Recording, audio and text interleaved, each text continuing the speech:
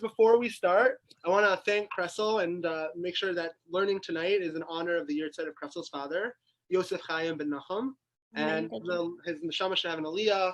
We should learn well together for him. So thank you, Kressel, for sponsoring, and your father's memories inspiring a lot of mitzvahs together here tonight. So should be an aliyah. All right. So we have another houseman here as well. Yeah, we're a beautiful family. Very nice. Welcome. Also, this wasn't a sponsorship, so I don't want to minimize it all from Kressel's, but one of Shoshana's rabbis actually is very sick, Rav Khan. So also to have in mind, this should be a refuah shlema for Rav Khan. Very cool guy, one of the few Rabbanim at Stern who's teaching Gemara to women, much less high-level Gemara to women, so you should also have a refuah shlema from the learning too. So that brings us to our learning tonight, the structure of the Seder. So as I mentioned in the email, I hope everyone gets my emails. If you have practical questions in terms of running your own Seder for the first or second time because of COVID, I do too. I'm going to be hosting a Seder for the first time in my life this year because my dad's coming to us, so that'll be fun. But we can learn things together. Reach out to me with any practical questions. Jeff has a guide we emailed out. I emailed some of the halachic guidance from Rabbi Rimon. There's a lot of really good guides and materials just for like the very, very basic details of Seder running. But what I want to look at tonight is not necessarily the specific halachot, though again, you all know my number, my email if you have any questions, but rather to look a little bit more meta at the structure of the Seder. The structure of the Seder in general, and then more specifically textually, the structure of the Haggadah, how it's set up. So to that end, what do we start with? I know my family always starts the Seder by singing the Seder. Kadesh Orchatz.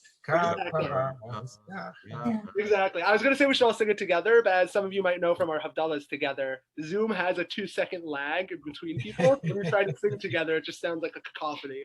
But we could all mute and pick someone. If Jeff wanted to continue, we could listen to Jeff and Beyonce, but I think we'll power through. So to start, I think we'll start with Kaddish, or really what I want to focus on is that Kaddish is Kiddush, or the cups of wine. Because Kaddish is the first thing we do in the Seder, but it's also the first cup of wine. And really, the cups of wine kick off our Seder, and they close our Seder in a sense. So first, I just wanted to look at the 4 cups of wine as a mitzvah, that requirement that we have on Pesach night, and use that as really a key to open up a larger discussion of the Seder. So just on this basic point here of the mitzvahs of the 4 cups of wine, I want to look at the codification of Rambam about this mitzvah. We know this mitzvah doesn't appear in the Torah. It's not a Torah or Doraita mitzvah. It's a rabbinic convention. And Rambam quotes and codifies the mitzvah of having 4 cups of wine at the Seder as follows. Oh, sorry, one sec. Let me get this little red fuzzy dot. How are you ever going to know what I'm up to without my fuzzy dot? There we go. Everyone sees the little red fuzzy dot? Yep. All right, we're good to go. Okay, so Rambam says, Lefichach, kishasoid anda balayla hazeh, tzarech lecho v'lishtos, v'hu meisiv derechim. So since we're trying to express our freedom on the Seder night, when a person eats and drinks, they have to recline to express freedom. And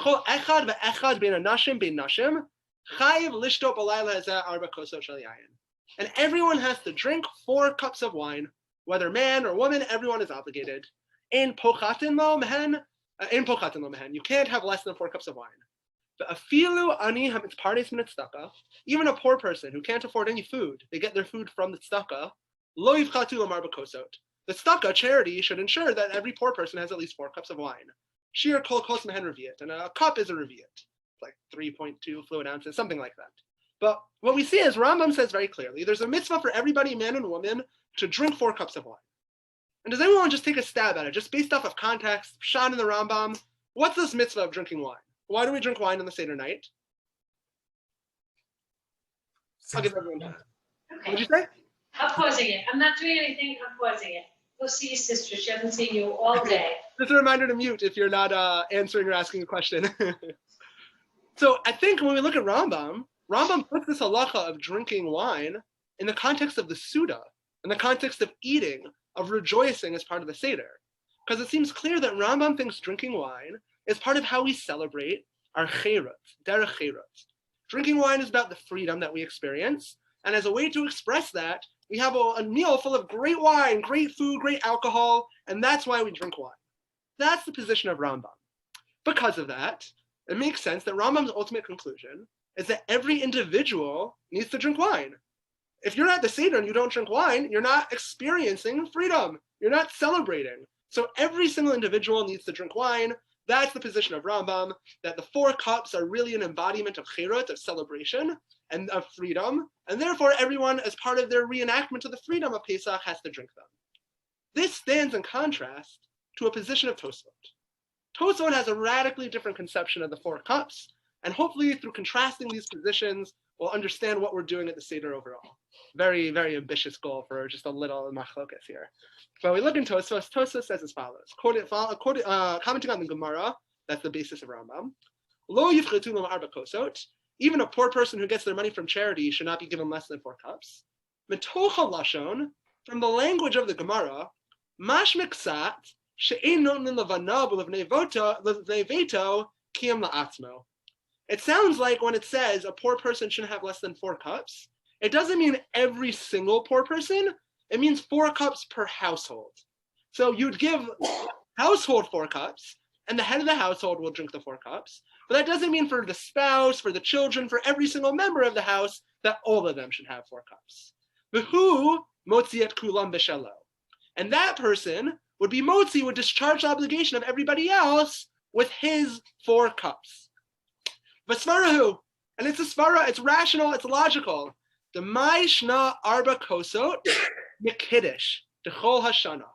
Because why should Arba Kosot be different from Kiddush? Because we know every Shabbos and every Yom Tov at Kiddush, one person says Kiddush over a cup of wine, and everyone else just says Amen, and they're Yotzei through that one person. You don't even have to drink the Kiddush wine. Only the person who says the bracha has to. Only one person has to drink the Kiddush wine. So says Tosfot, when it comes to the 4 cups, it's not an obligation on every person to drink them. It's an obligation on every person to be a part of a Seder where someone drinks them. But you're Yotzei through somebody else. Like Kiddush, you just have to hear it and be a part of it, but you don't have to drink it. So what we see from Tosfot is that really we have a machloket with the Rambam, a totally different conceptualization of the 4 cups.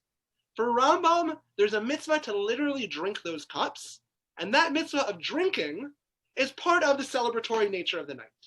For Tosfos, there's not a mitzvah to drink it at all. There's a mitzvah, rather, just to be recited over the 4 cups. And that one person can do for everybody. Based off of this, Rav Velvo, the Grizz, the Rav Soloveitchik's uncle, also known as the Brisker Rav, has a famous piece of Torah where he says that the machloket between Rambam and Tosfot is a fundamental machloket about the point of the wine. According for Tosfos, the point of the wine is to provide structure and chashivut, importance, to the Seder. That just like sometimes when we bench shift there's a minyan, or when we make kiddush, certain important declarations, important verbal statements, they're given a certain amount of weight by having a ritual demonstrative act attached to them, and our ritual demonstrative act is wine. We say it over wine. But for Rambam, the mitzvah of the Seder isn't just the demonstration, isn't just the structure that the cups of the wine give to the night, but it's actually drinking them. It's engaging in the celebration and the chirus of the night itself. And of course, the Brisker Rav points out that while on one level it seems to be a machloket, on another level it seems even the Rambam would agree to Tosfot that there's a value in reciting over the wine. Because we see the Gemara in Psachim 108b says, Shata chai, if you drank 4 cups all at once, yatsa, you fulfilled the mitzvah. Amar Rava, Rava says, Yedei yayin yatsa, you fulfilled your obligation of wine, Yedei cheret lo yatsa, but you did not fulfill your obligation of freedom. In other words, the Gemara itself acknowledges that the 4 kosot, the 4 cups of wine, have a duality to them. On the one hand, they're wine. And wine has all different kinds of implications. We know, for example, one implication of wine is chashivut, is importance, is ritual significance. So if you drink all of your cups of wine at once, then maybe you're able to accomplish that. But yedei cherut, but the experience of celebrating, of feeling free, when you quickly down all of your wine, you don't accomplish that. In other words, everybody might agree to some extent that there's a multi-level, multiple aspects at play with the Arba Kosot. On the one hand, they're on the base level, maybe we can say, they're an expression of freedom. Wine is wine. It's a great drink that's celebratory, that's fun, and we're celebrating our freedom. But on the other hand, the point of the 4 kosot, the point of the 4 cups, is to provide structure for the night, to carry us through the Haggadah, to carry us through the Seder, and to make sure that every part of the Seder is given its own worth, is given its own focus. So given that, I want to focus tonight on the structure of the Seder. We looked at Kaddish, we looked at the first part, the first cup of wine, we say, and we know Kaddish is similar. It's familiar to us. Kaddish is Kiddush. When we bring in the day, when we bring in a holy day, we make a verbal declaration that today is holy. And the way we add weight to it, import to it, is by saying it over wine. But next I want to look at the main body of the Seder, the thing that we recite most of our cups of wine, two of our cups of wine over, and that's really the story and then praise of God that follows. Magid, the story followed by praise. But before we get there, I just want to raise one question that I don't have a great answer for, but I want to throw a possible answer out there. We may have noticed that there's 4 cups of wine. And similarly, there's 4 manishtanas, there's 4 suns. Throughout the Seder, the number 4 seems to be structurally very important. We divide the Seder, we divide the Haggadah into 4s on 4s on 4s on 4s. Everything's divided into 4s. So I think it begs the question, why is 4 so significant? So I just want to say that I'm not a numerologist. I'm not into numbers having like symbolic meaning. I'm also not super into Kabbalah, not to deride any of those things. It just happens to not be my expertise or what interests me. But I do want to share one interesting tidbit. I think it's actually more of a biblical scholarship, a Tanakh tidbit than anything. But Shani Tergin, who I was lucky enough to learn from, a major teacher of Tanakh in Israel, she once pointed out to me that when we look biblically, when we look in the in Tanakh, not really the Torah, but more Nevi'im and Ketuvim, the number 4 actually has a very clear significance across Tanakh. So just to skim some psukim where we see an example of this, in the prophecies of Amos, again and again we see the following refrain: Komar Hashem, so says God, Al Shlosha Pishei Damasek, there's 3 transgressions that Damascus committed, but Al Arba Lo Ashivenu, but the 4th one I cannot forgive. And then again, Amos said, he says it 100 times. One more example. Komar Hashem Al Shlosha Pishei Aza, Gaza committed 3 sins, but Al Arba Lo Ashivenu, but the 4th is too much. And when we look in Mishlei, we see that Shlomo writes in Mishlei, La'aluka Shtein of Shtevanot, Hav. So the leech has 2 daughters. One, they're both named Hav, which is a pun, because Hav means to give. Shalosh Heina Lo Tispana. 3 things are insatiable. Arba Lo Amruhon. And the 4th is never says enough. I don't know what that means. We could have a Mishlei shir, but the gist is clear. 3 is a lot, but 4 is the kicker. Again in Mishlei, Shlosha Heima Niflu B'meni. 3 things are beyond me. But Arba Lo Yadatim. But the 4th I can never fathom. Comes up in Yecheskel, it comes up in Yeshaya. It seems, and some biblical scholars point this out, and this may not really be like important, it may just be like a cultural artifact, a cultural sociological phenomenon, but it seems like the same way that in modern American society, 3 has significance on the count of 3, 1, 2, 3, it's like sort of an inherent communal social agreement that, you know, after 3 things start to get real. It seems in the time of the Bible and the scriptural times, 4 was a significant unit. There's 3 things, but the 4th thing is always the kicker. The 4th thing closes off the unit. So people can theorize any numerology, any history, any sociology they want to try and explain that. I'm just observing an empirical trend. Clearly throughout Torah, throughout Tanakh, 4 is an important unit. I just want to throw that out there. I don't want to go too much into it, but something to think about. If anyone has any ideas afterwards, feel free to hit me up about why. But what we're left with... Yeah, for sure, Richard. So I don't want to leave the machlochus between the Rambam and Tosfot. It would seem that, as you've laid it out, that it is a fundamental difference about not only actually the nature of the Seder, but also the nature of why wine is used. And it would seem that, almost surprisingly, that the Mishnah Torah Rambam recognizes that what it is about wine is it is an experiential phenomena, or to put a modern turn on it, it alters consciousness. Right, and you know, because the wine and as we they didn't have grape juice. That, you know, there was wine, and it always had alcohol, and you drank a bit of it, and you'd feel that. As the Gemara says, "Nichnas yayin yatsa sod." Wine goes in, the secrets come out.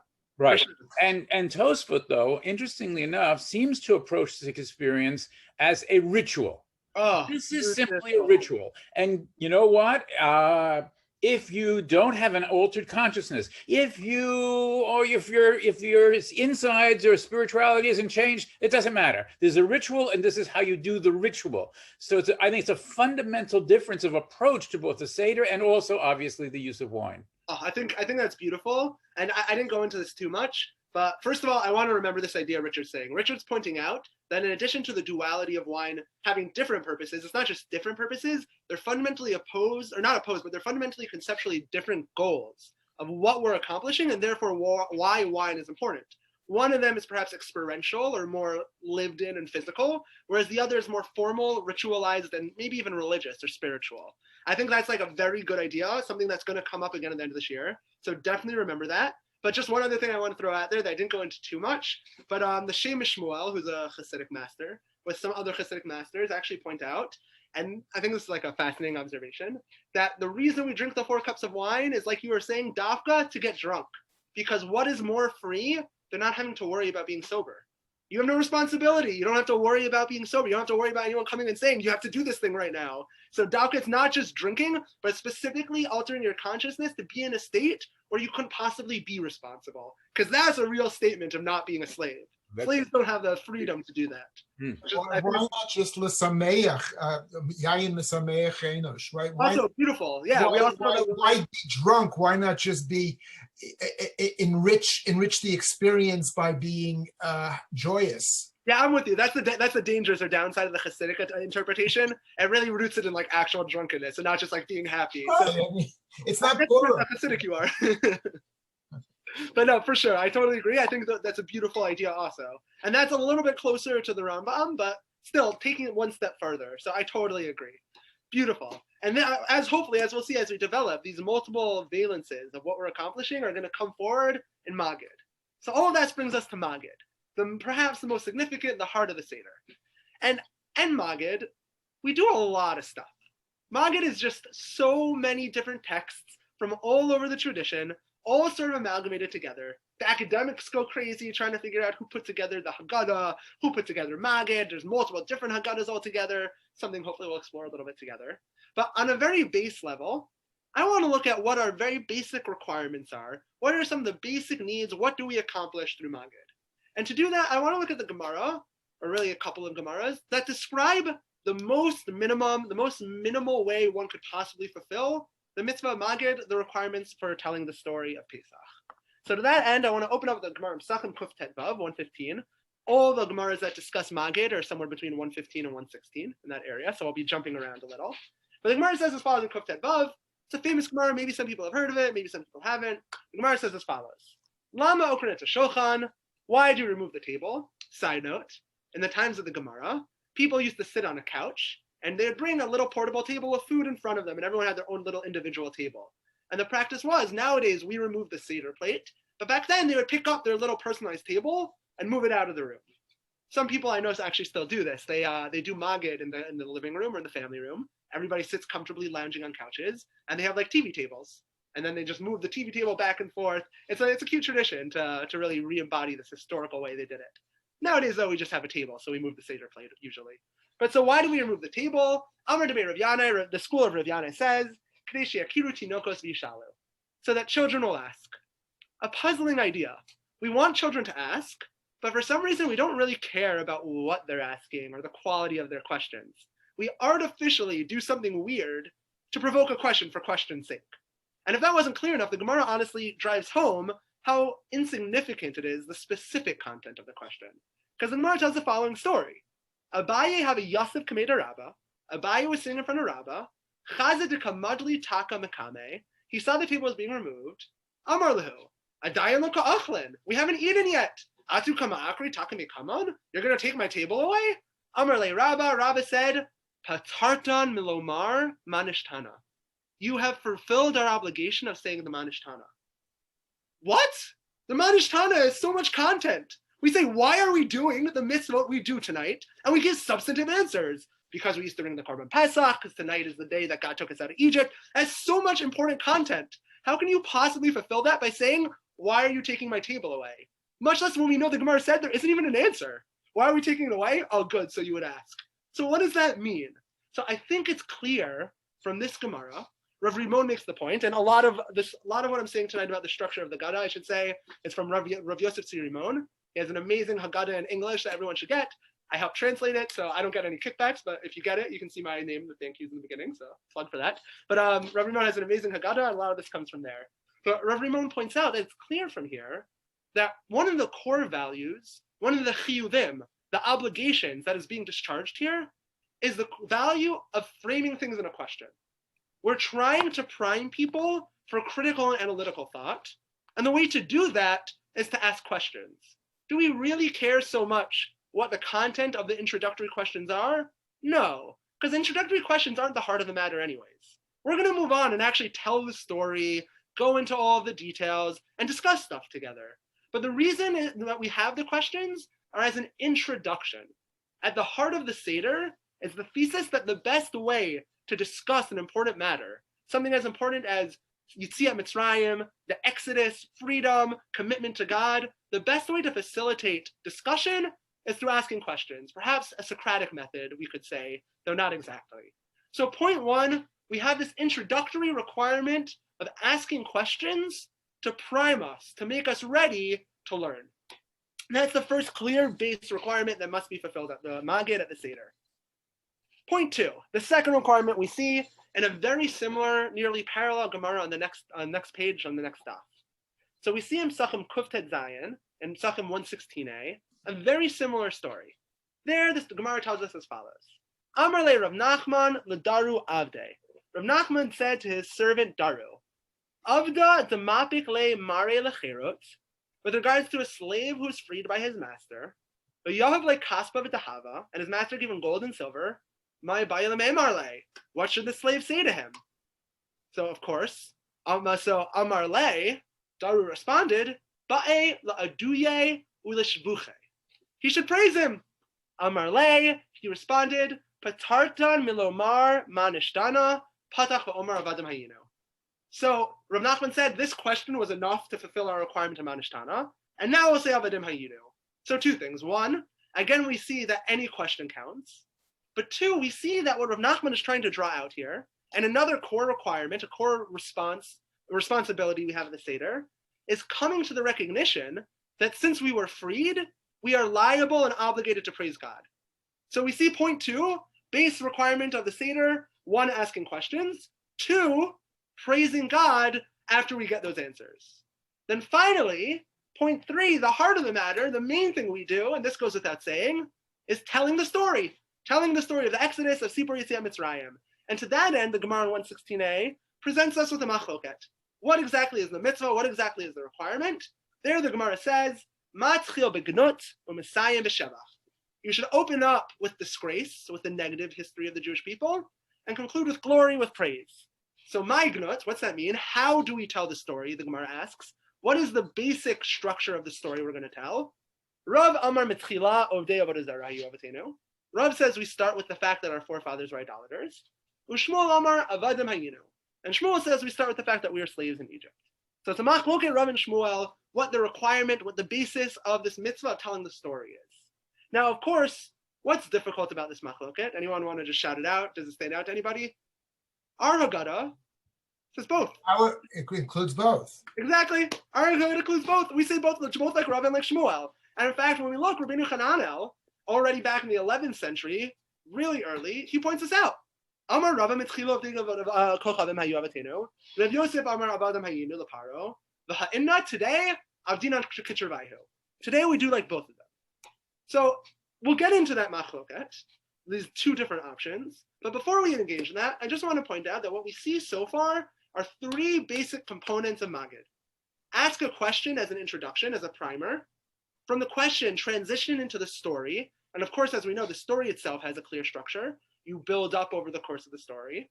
And then that story should lead to a realization, a freedom of what God did for us that kicks off a capstone of Shevach V'Hodah, of praise and thanksgiving to God. That's the structure of the Haggadah. So far, so good. Does anyone have any questions about that basic point?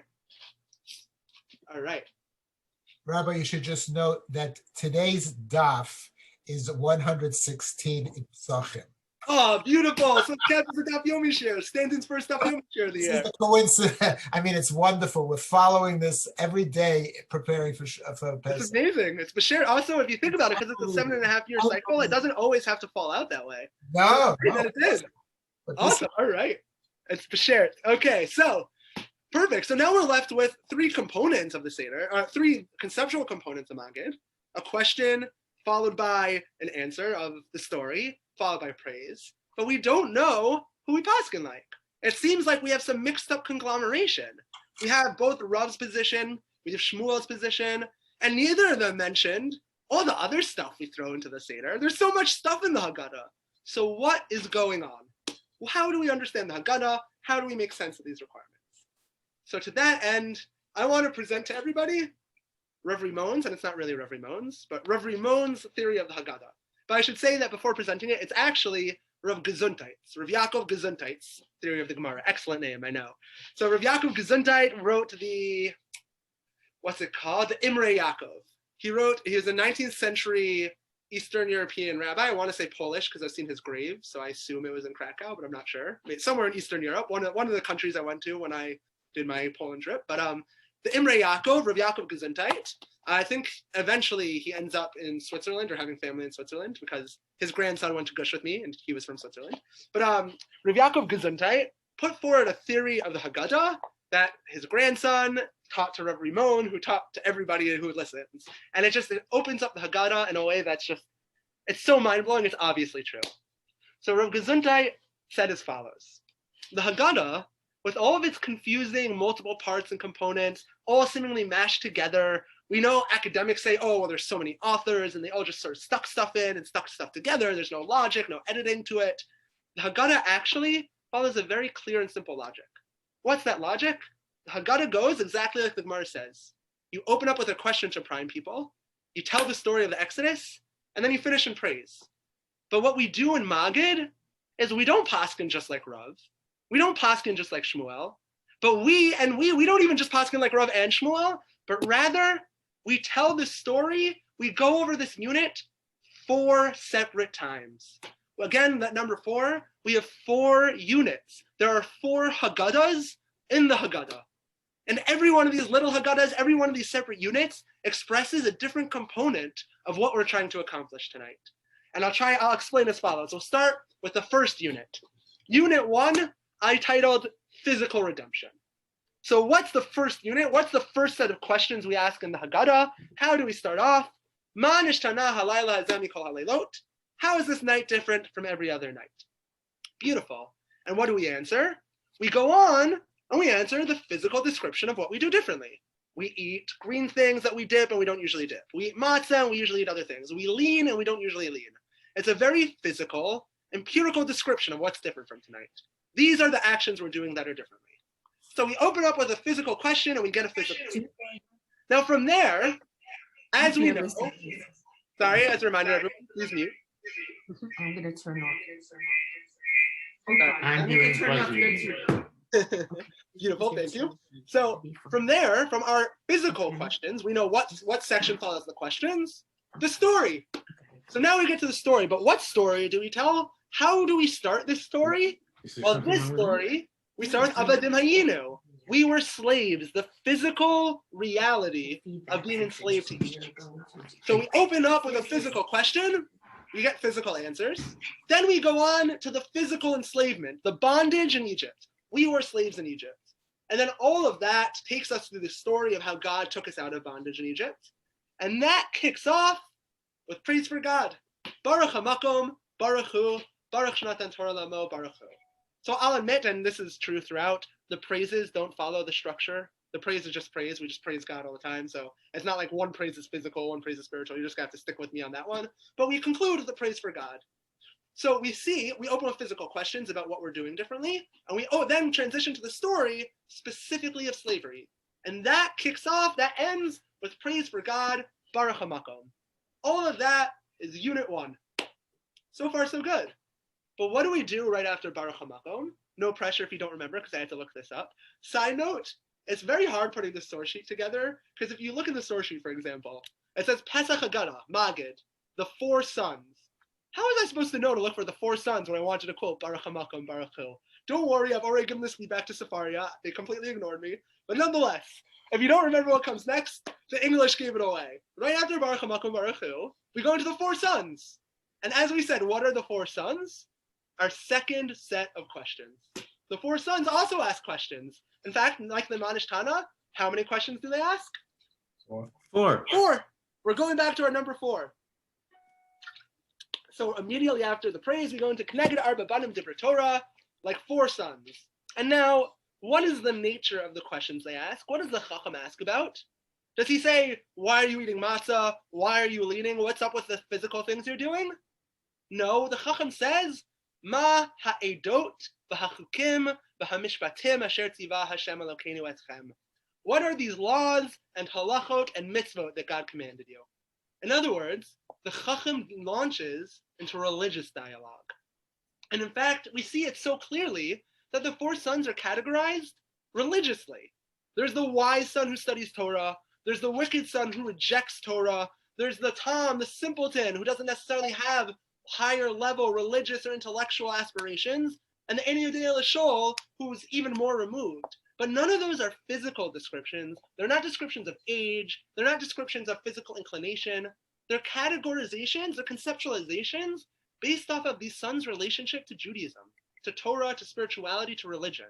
And that's reflected in their questions. The Chacham says, what are the mitzvos? The Rasha says, why are you doing those mitzvos? The Tom doesn't know to ask about it, so we tell him about it anyways. And the Sheni Yodei L'Shol, we help him figure out what's going on at the Seder. So the second unit is the unit not just of physical redemption, but it's a unit of spiritual redemption. So now, if we buy this theory, and we say the second unit, the second Haggadah in the Haggadah is the Haggadah of spiritual redemption, what spiritual redemption took place over the Exodus? Leaving this open, I'm throwing this out there. Everybody knows the answer. I don't know why everyone's so shy. What spiritual redemption did the Jews go through over the Exodus? Sinai.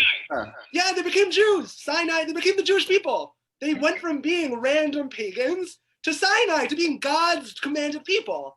And of course, according to that other position of Shmuel, I want to say, but I could be wrong, from Rav, according to Rav, how do we start our Gnut? How do we start the storytelling?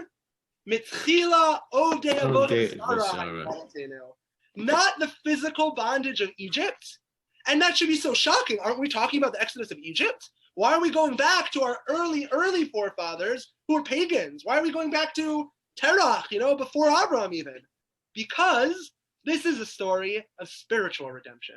And the story of spiritual redemption is not just the story of bondage to freedom. That's a physical, socioeconomic, political status, and that deserves praise. But that's a different story than the second Haggadah. The second Haggadah, the second section, is about how we went from a ragtag group of pagans to a religiously elevated religion that follows the Torah. So therefore, we go into Mitchila Ovdei Avodah Zarah Hayu Avatenu, and then again, how do we kick that off? What does this recognition of our spiritual redemption lead? It leads to such appreciation for God, so much praise, that we engage in praise. Again, Baruch, again opening with the word blessed, Baruch Shomer Havtachto Yisrael. Blessed is God who kept his promise, who brought us out of Egypt, who gave us the Torah, who made us this religious institution of Judaism committed to the Torah and not just a ragtag group of pagans. So section 1 of the Haggadah, physical redemption. Section 2 of the Haggadah, spiritual redemption. And we see how that machloket all the way back there between Rav and Shmuel, that seems so random. Why do they even care if we start from slavery or from earlier than slavery? The stakes are so high. Rav and Shmuel are saying, what's the real redemption of Pesach? Is the real freedom from bondage? Or is it freedom to serve God? We all know, and when I say we all know, I know it's extremely pretentious, but I bet you Richard knows. I bet you Richard's going to go crazy when I say this. We all know Isaiah Berlin's famous essay about freedom to and freedom from. Richard, am I triggering something here? No? Okay, fine. So Isaiah Berlin was a Jewish philosopher, and an important philosopher who happened to be Jewish. I shouldn't say necessarily Jewish philosopher. It's not like he necessarily dealt specifically with Jewish topics. But one of his famous monumental essays is about the concept of freedom. And in it, he lays out that there's actually 2 different types of freedom, and he uses the Exodus from Egypt and the Jewish people as an example of that. So Jacob just mentioned, me and Jacob actually learned about this together in college, but nonetheless. So we learn about from Isaiah Berlin this idea of freedom to and freedom from. So he puts the theory as follows. You can have freedom from oppression, freedom from slavery, and that's a freedom to do whatever, that's a freedom from being oppressed, from having to face unfortunate or negative or undesired consequences against your will. That's one form of freedom. But another form of freedom does not necessarily mean a radical freedom, a freedom to do whatever you want, but rather it means the freedom to commit yourself to a rigid life, the freedom to worship as you want, to serve whatever religion you want, to adopt and commit yourself to any lifestyle or rigid practice that you want. So says Isaiah Berlin, the Jews during the Exodus obtained freedom, but they're not just obtaining freedom from Pharaoh, they're also obtaining freedom to serve God. And I think that's really the stakes of this machlokas Rav and Shmuel. Are we only focused on the freedom from, that we were slaves and now we don't have bondage, there's no longer oppression from Pharaoh? Are we also focused on the freedom to, the freedom to serve God as we want to? And of course, as any good Beis Medrash head knows, what's the answer? Both, and somehow neither, but both. The answer is always going to be both. So we see, like Rabbi Nechanano points out, we incorporate both of them into our Haggadah, and we have a multifaceted Haggadah. Section 1 is about the freedom from physical bondage. Section 2 is about the freedom from spiritual bondage. However, it's just one thing. It's kind of interesting. Yeah, of course. The non-religious people, Jews, consider themselves free. In fact, we call them fry, which of course means free. And I've always thought, what do you mean they're free? You know, they're not religious. No, they consider one half of that equation. That's what's interesting. They didn't get the other half. Oh, beautiful. Yeah, for sure. It's true that fry, it's funny that you use the example, but it's true that fry means free, and there's a real freedom there. There's only one type of freedom. There's many types of freedom. It's very insightful. For sure. Beautiful. But the problem is, well, we just went through a beautiful explanation of these two sections. Thank you. The beautiful explanation of Rav and Shmuel. The Haggadah doesn't end there. The Haggadah keeps going on. So what do we do with the rest of the Haggadah? Says Rav Rimon, that makes sense. The rest of the Haggadah is also 2 more units of Haggadah, 2 more units of question, story, and praise. So that brings us to part 3, and part 3 is the scriptural storytelling. Because what we accomplished in part 1, what we just did, was Sipur Yetziat Mitzrayim. We did the mitzvah of telling over the Exodus from Egypt. And we had 2 different ways to do it, 2 different focuses. But as we all know, as Beis Medrash Jews, as educated, committed Jews, how do you formally fulfill a mitzvah? How do we remember Amalek? When we have a mitzvah to remember Amalek, how do we do it? We read from the Torah. Loud. Well, loudly, that's true. Yeah, loudly. But we read from the Torah. We have to base our memory, our storytelling, our reliving in our culture in Torah, because that is the heart of everything we do. Scriptural verses, rabbinic teachings. Torah is how we do it. So while we've just experienced the storytelling in an impromptu, organic, natural way, we still have to have the ritual fulfillment of the day. So to do that, we need section 3, Haggadah 3, the scriptural storytelling. And once again, this follows a familiar pattern. We open up with a question. Now, I'll grant this time we don't open up with 4 questions. It would be nice if we did. But nonetheless, we open up with a question. Seilumad, ma bikesh Lavan armi lasot leYaakov Avinu. What did Lavan want to do to Yaakov? It's a question. And from there, we go on to answer it. And we answer it with a story, like we always do. But this time, we don't just tell the story. This time, the story is rooted word for word in the verse. We open with Shenamar, as scripture says, and then we quote a pasuk. Then, as is rabbinic interpretation, as the rabbis always did when they had to interpret a verse, we go word by word, phrase by phrase, and we exegetically expound it. That's how Chazal, that's how the rabbis, how the tradition learn scripture. That is the method for learning Torah and the rabbis. So we learn scripture, we learn the psukim together with the rabbis, and we go through all of the essential psukim, the essential verses that give us a history of the Jewish people, of the Exodus, of the formation of the nation, of what we're celebrating tonight. And we do that rooted specifically in the psukim. And through that, we accomplish Talmud Torah, we accomplish learning in a formal sense, and more than that, we accomplish the ritual fulfillment of Sipur Yetziat Mitzrayim. We've now just told the story over through the ritually recognized, the formalized text that God gave us to tell the story. So we've now discharged our story requirement through the psukim. And of course, having now just told the story, we're elated, we're so excited that we launch into Dayenu. We launch into more praise of God. If God had just taken us out and done this, it would have been enough. If God had taken us out and not given us the Torah, it would have been enough. Clear praise and exuberant joy for everything God does to us. So that brings us section 3. If the first 2 sections are Rav and Shmuel, two alternative ways to fulfill the experience, the lived experience of telling the story. Section 3 is the halachic, formalized ritual way to read the psukim and to fulfill the mitzvah of Sipur Yetziat Mitzrayim. It's interesting because when you say the scriptural storytelling, it feels like ritual, and it is kind of a ritualized learning, right? Yeah. Because you're going through this. But then what happens is it suddenly becomes praise and dayenu, which is sung. Yeah, the opposite of ritual. There's nobody that doesn't sing dayenu, and it's like, and everyone's into it, right? I mean, for sure. And it feels so strange because you've just gone through the part that nobody listens to. You just sat there for 20 minutes, everyone's spaced out, and then my dad has to say, guys, we're up to Dayenu, and everyone pays attention, and we sing Dayenu. But it makes so much sense, because while the scripture seems a little bit boring or esoteric, what it's supposed to be is our telling of the story. And we're so happy about the story, we sing Dayenu energetically, because how could we not? The story brings us to praise God. And all of that now brings us to section 4. So now we've fulfilled our requirement of telling the story. We've told a multi-valence, multi-layered story representing the physical and spiritual redemption. We've rooted it in our tradition, in our text of Torah. So what's left? The mitzvot hayom, the physical mitzvot that demonstrate. Don't just read, don't just intellectually or autodidactically tell the story, but our physical embodiment of the story. We eat meat and celebrate wine like they did back then. We eat matzah like they ate matzah back then. We eat maror like they did back then. Because we're reenacting and re-embodying physically the story. So section 4 is our physical demonstration of Yetziat Mitzrayim. Now, of course, we have to follow our structure. So how does section 4 open up? Question. Of course. And then, Jeff, what were you about to say? It has to be a question, right? It has to be a question. So what does Rabbi Gamliel say? Pesach shahayu avatenu ochlim b'zman shabayit mikdash hayakayim. The Paschal sacrifice that our forefathers used to eat. Al shum ma. Why do they eat it? We open with a question, and then we give an answer. And then we say this matzah, and again we know. How do we say this matzah? We pick it up.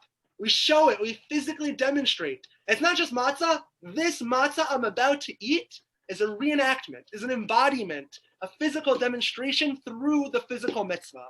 And again, there we give our answer, and through the answer we tell the story. And then finally, maror zeh shanu ochlim shema. Why do we eat this maror? And again, we tell the answer and we go through the story. So section 4, we have our questions about this time, the mitzvot hayom, about the physical mitzvot of the day, the ritualized, formalized demonstrations we do as commandments, as mitzvot that embody the message of the day. And then, of course, what does that bring us to? Praise. Praise to Hallel, to the first half of Hallel. Immediately afterwards, we jump straight into L'fichach anachnu chayavim l'hadot l'halel l'shabeach l'fa'er l'romeim. We have to praise God. Why are we praising God after going on and on about random mitzvot hayom? Because we're not just rambling about the mitzvot. We're talking about the mitzvot as a way to reenact and re-embody the mitzvot of the day. Famously, we know that Rambam says that it's not just a mitzvah to tell the story of Sipur Yetziat Mitzrayim, to tell the story of Egypt. It's not just a mitzvah lirot et atzmo, to view oneself as if you have actually lived through Egypt. Rambam says, and wildly, I won like $2,000 in an essay contest for Penn by just writing up this like famous Rambam everybody knows. But Rambam says that chayav adam laharos is atzmo. A person has to show themselves. They have to physically demonstrate. Yeah, it's wild. I wrote like a 2-page essay about like physical embodiment and ritual practice, and like I won a religious essay contest from it. It was the best deal. But Rambam says chayav adam laharos is atzmo. A person has to physically embody, and that's what we accomplish with section 4. We physically embody through the mitzvot, through our demonstrations with our body, what the chera, what the freedom, what the story is all about. And that is why we need the 4-part story in the Haggadah. So we have 4 different sections, and each one is a mini Haggadah, following the structure laid out in the Gemara, opening with a question, transitioning into praise, into shevach, transitioning into story, and then kicking it off with shevach, with praise for God. So just to review, I have over here a nice nifty little chart from Rav Rimon, a copy from Rav Rimon. We see we have 4 different sections.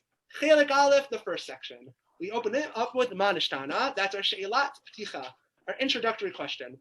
From there, we go into Sipur, into the story. And for the physical Manishtana, our story is Avadun Hayimu, the physical slavery, and that leads to the praise of Baruch HaMakom. What's the purpose of this? The Derech HaHavara, the goal, Avdut Gufanit. It's about physical slavery. Section 2, Chacham Mahu Omer, it's the four sons, the questions of the four sons. That transitions to Mitchila of Devodah Zarahayu, that we were pagans. And that kicks off Baruch Shem Rav Tachto, which is all about Avodat Ruchanit, spiritual redemption. From there, we go into the Darshanot Psukim, the text-based drashot, and finally, the Hamchasha, the demonstration, the reenactment through the mitzvot.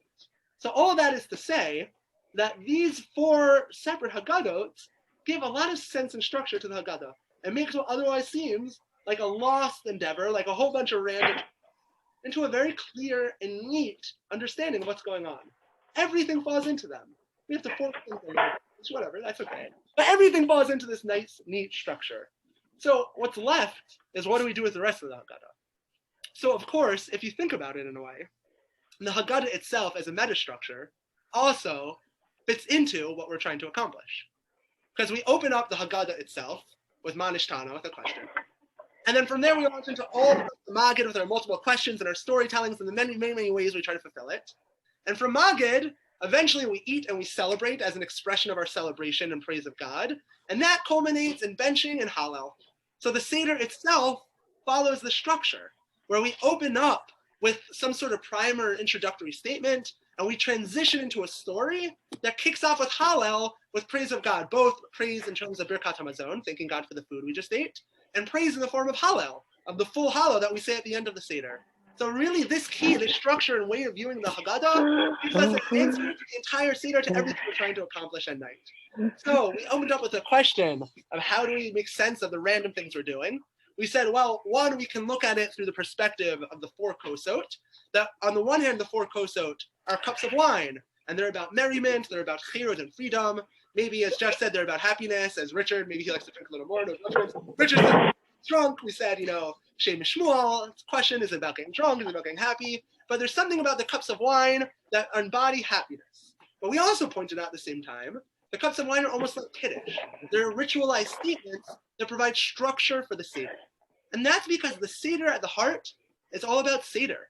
It's about structure. It's about order. And that's why when we launch into the Haggadah itself, into the story and this heart of the Seder, it should come as no surprise that we're dealing with a hyper-ordered, a hyper-organized text. One that is made up of four different sets of little units, each one following a predictable pattern. So I think I was so nervous about time that I spoke extremely quickly and ended a little bit early.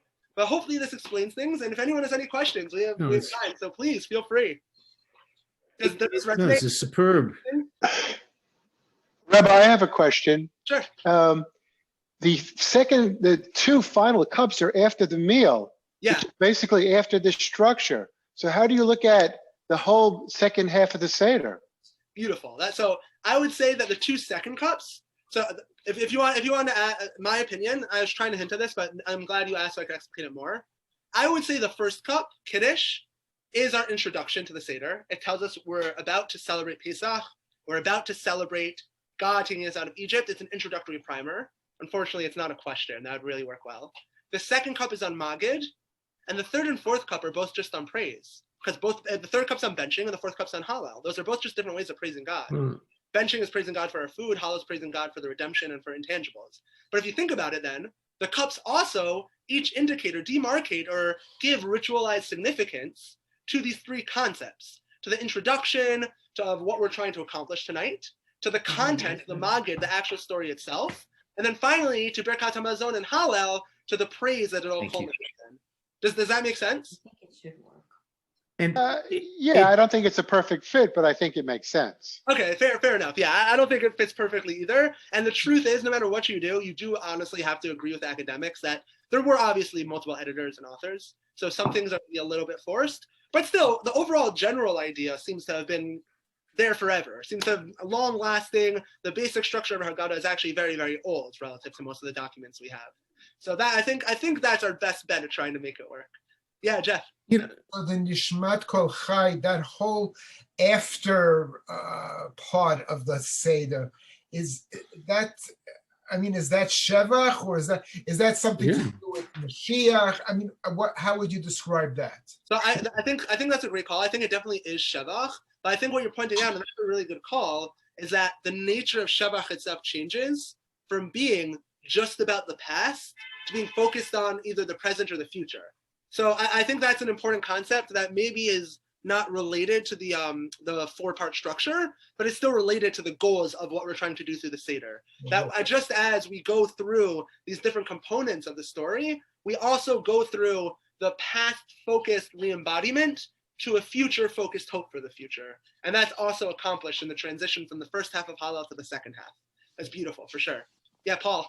Rabbi, is it possible, the function of Kiddush is Kedushat Zman. Is it possible, given this 4-part structure, that each of these Kiddushes, each of these Borei Pri Hagafins, has that function in addition to introducing the particular section, as it were? I think that's a beautiful. Yeah, please develop it more. What do you mean? I mean, this idea of Kiddush as Kedushat Zman, that we make Kiddush to sanctify Shabbos, to sanctify Chag, whatever. And this structure of 4, because what we're doing in this Seder, among other things, is transmitting core Jewish values. Okay, sure. There's a reason why, I mean, Jews can be all over the spectrum, as it were, as it relates to observance. Yet for many, some acknowledgement of Pesach, they'll eat treif, but they'll eat matzah for 8 days, right? Sure. I mean, this is something that is very, I mean, when you look at the studies about Jewish identity, this ritual in Hanukkah seemed to be very, very popular. Yeah, no, I think that's a beautiful idea, and I think really that might be the pshat of what Tosfos is getting at with his comparison to Kiddush. For sure, I think that's a great, well said point. That really what we're dealing with here is how is it that wine adds importance or significance? It's about sanctifying and demarcating. This time is holy time. It's for a greater purpose, for a greater mission. And that's part of the Kiddush, part of the sanctification we accomplish through the cups of wine in the Seder. Beautiful. Yeah, Richard. Your presentation was wonderful. It's fascinating. It's going to obviously transform my Seder experience. But it is perhaps, you might even say, typically rabbinic, but very much noted that in the analysis of the Seder and the Haggadah, the one thing that gets left out is the meal. Yeah, and it's like, excuse me, it is, and of course you don't totally that, because you do talk about the 4 cups, and the 4 cups are part of a meal, and it's after meal is netness.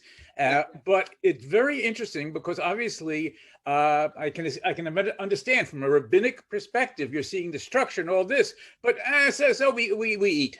No. Eating is, and also I would maintain very seriously, by the way, what's the bracha we say before we start the meal section? Go'al Yisrael. For sure. Our eating is our prayer. Or better said, is our avoda. I've never heard that before, but that's really beautiful. And so that's kind of my craziness, but it's really, so don't leave out the meal. Well, hold on, Richard. The question I've got, listening to you say that, is that isn't it wrapped into what is it? Motzi matzah, matzah more. No, what's the order? Matzah and more. Those are the 3 Motzi, brachas. matzah and more. Exactly. Yes. Yeah, I think. In other words, is that because that clearly was the meal, that we add a meal to the meal? That's a good point too, that in some senses the meal should have been the physical embodiment of the mitzvah that we do in section 4. So our meal is like theoretically like an unnecessary one. That's very interesting. I was also thinking we could just go more like basic, like Rambam, that the meal is part of Shevach and Hodah. It's like part of praising God. Yes. And we're celebrating that we're so free. But you did remind me of the classic story that Rav Lichtenstein, Mori Rabbi, my teacher, Zeichel Avracha, used to mention all the time, that there's a big question that you're not supposed to eat anything after the Afikomen. But you're also supposed to eat the Afikomen before Chatzot, because after Chatzot, you're not supposed to really be eating the Korban Pesach anymore, and the Afikomen is connected to the Korban Pesach. So it happens to be Rav Soloveitchik, based off of the famous Tanai of the Avnei Nezer. I say famous, but it's not famous unless you went to a very specific base medrash, so don't feel bad if you don't know it. But the Tanai of the Avnei Nezer, there's a whole answer. And we can go into that maybe next year when I have more time to go into other stuff. But all that's to say, Rav Lichtenstein always used to tell the story that every year they get so into Sipur Yetziat Mitzrayim that they don't even get up to the meal until well after Chatzos. And Rav Lichtenstein always used to say, oh, well, it's after Chatzos. We can't eat our meal. We have to just eat the afikomen and end. And Dr. Tova, his wife, would always say, like, hell, you're not going to eat my meal. And Rav Lichtenstein would have to eat the meal after Chatzos. So he always tell that story just to say, like, you know, you should also be, like, normal with things. But you just reminded me, it depends who you are. For some people, for Rav Lichtenstein, the meal wasn't even really part of it. He'd be fine skipping it and just going to the afikomen. But for Dr. Tova Lichtenstein, no, it's not as obvious. And who knows what they did in B'nai Brak, you know? When did they eat their meal? I mean, yeah, they're up all night. Did they just skip the meal? Did they not eat the afikomen? That's a really good point. Well, no, but you can continue to discuss it all night after the meal, right? I mean, there's no issue there at all. I mean, that's praiseworthy. Come on. Yeah, no, that's a good point too. Actually, one of my friends who is notoriously hungry during the Seder instituted a family policy that they just read the Haggadah and then they discuss over the meal together, which is an interesting solution. I don't know if that would work for me, but I appreciate that if you're hungry, it makes a lot of sense. Actually, you eat a lot of appetizers. Yeah, it actually happens to be that many of the Rishonim say that since the meal is a mitzvah, you're not allowed to talk or have any hefsek during it. Thank God we don't hold like that. That would be a nightmare. But hopefully all this answered more questions than it posed. And feel free to reach out. I'm going to go have dinner. But thank you, everybody. Thank you, Rabbi. And thank just you very much. Again, thank you, so Kressel. Thank you Kressel, for for this. Hopefully, Yes, this was, thank you. It was an amazingly spirited conversation and learning. Thank you, everybody. Have a Between- great